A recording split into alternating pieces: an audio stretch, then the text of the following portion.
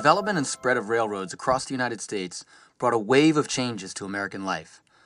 During the railroad boom, thousands of jobs were created, new towns were born, trade increased, transportation was faster, and the overall landscape of the nation transformed.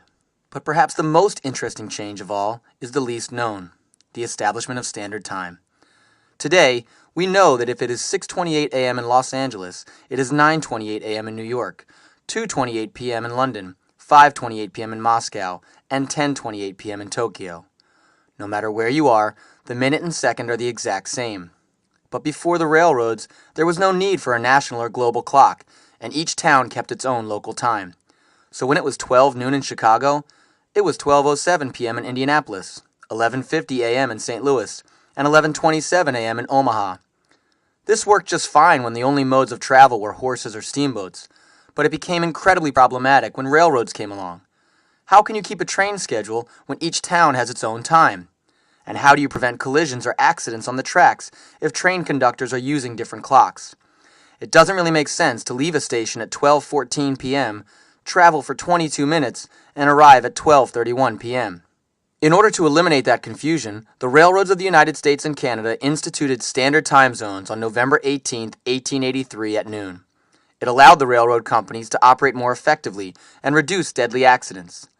The American public, however, was not so quick to embrace this new change, as many cities continued to use their own local time.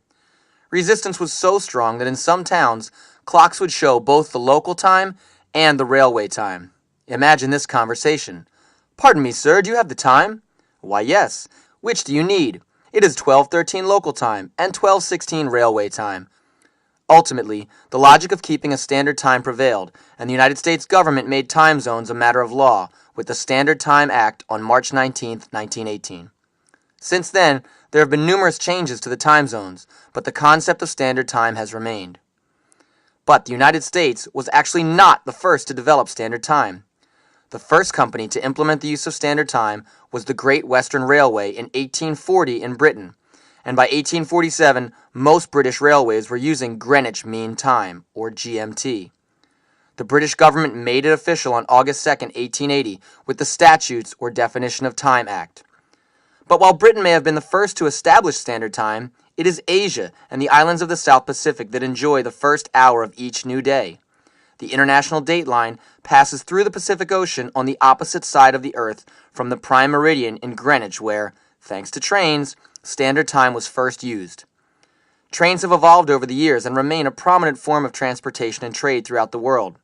And from the New York City subways to the freight trains traveling across the Great Plains to the trolleys in San Francisco, they all know exactly what time it is. And thanks to them, we do too.